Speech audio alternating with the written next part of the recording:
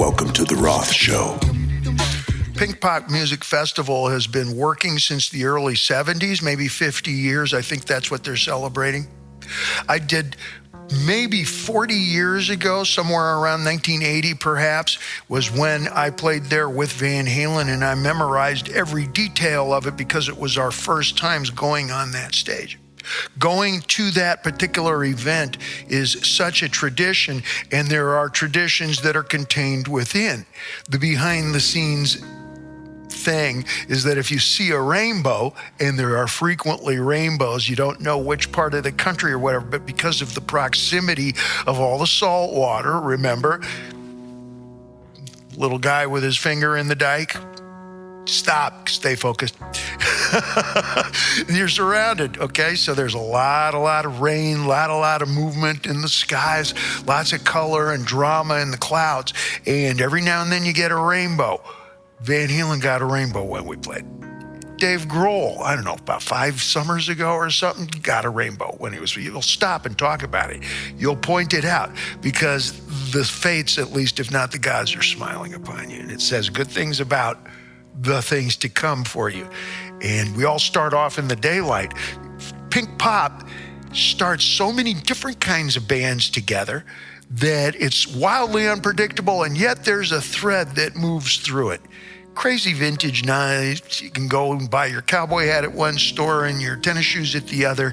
You can buy your hockey gloves in one place and your sunglasses from the fashion place somewhere else. But that wild diversity is really easy. Finding a thread, a personality, a character, an attitude. It's like somebody who is controlling the wall at your favorite coffee shop. You can tell their taste through the photos that they allow to go up there.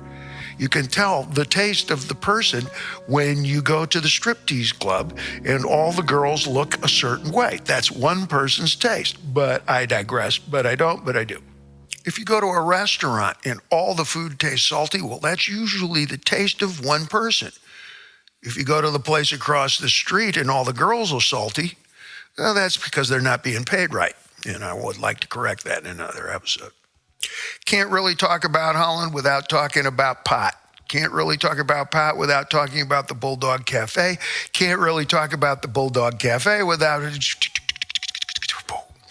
It's a very familiar story. And the question that it compels is the smoke better in Holland than it is in the United States? Because we live in a hydroponic world. We live in a world where it's, mom, God, apple pie, and I'll have some of the indica. It would behoove me to be politically correct and balanced and cover my ass, so to speak, in Latin and 4 other dialectics by saying, no, bro, it's all good. Everybody's doing right. It's a lot of fun times, but that is not the case. I think Holland's got it over us, way over. Now, clearly, they've been doing this a lot longer in terms of bulk, in terms of medical, in terms of health and wellness. And you can dial up Dutch television and know within 17 minutes what their take on health and wellness and sport is, because it's a constant. It's in everything. It's in everything.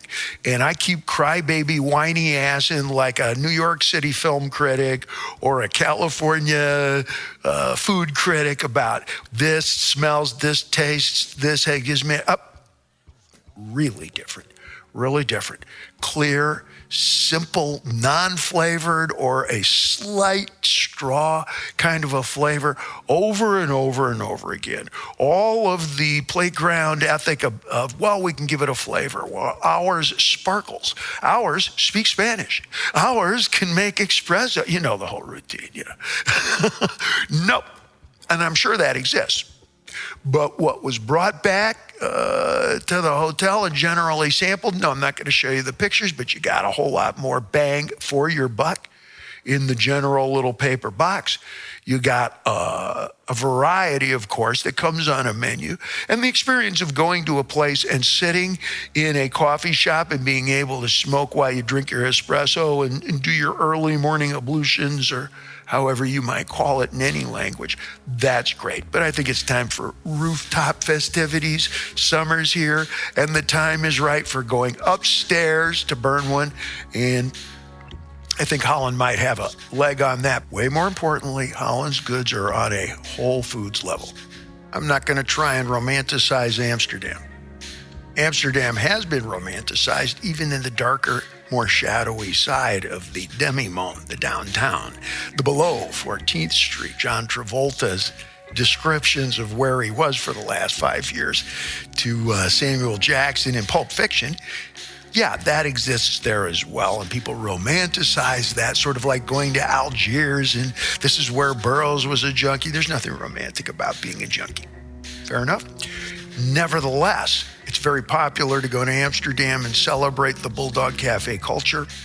The Bulldog Cafe culture is alive and well, and there are 30 people waiting in line for the counter as we speak at the Bulldog Cafe, as it should be. But the similarities there, in Holland, you have a real sense of history, sort of like downtown New York City, and I'm part of that historical society kind of thinking. Save the old, save the wabi-sabi. There's something beautiful about buildings and things that when they begin to fall apart or become age catches up, or we're all and everything is always approaching or always retreating from the zenith of time, okay? That building is either brand new the minute it's done, and then from there it disintegrates, or maybe that mountain takes millions of years to grow up, and it builds, and then the trees grow. So the great cities contain both, and so does Amsterdam. Going to the cafes and sitting in that lighting and that kind of sound, and it's very muted sound, millions of bicycles. I have not seen, and I've been in Japan, I lived there, I have not seen so many bicycles in one city with every possible age group riding them. I ride my bicycle every single day here in Pasadena. I use it for Vons and Ralph's, and all our stores are named after somebody's first name only. But I make my way around as daily chores as a way of staying in shape. I'm not an athlete. I'm a rock and roll guy who likes to get outdoors and enjoy it in a variety of ways. If that happens to coincide with health, that's fine with me, but it's not imperative. The popular thing to do would be to just celebrate Amsterdam and say it's amazing, and yeah, it's better than California because it's exotic, it's international, it's the original. And another curiously, ironically enough, politically correct thing to do would be to say, no, man, American growers, American bud tenders, the sativa, the indica, it's grown into a really, really kind of bullshit. Holland kicked our ass. Sorry.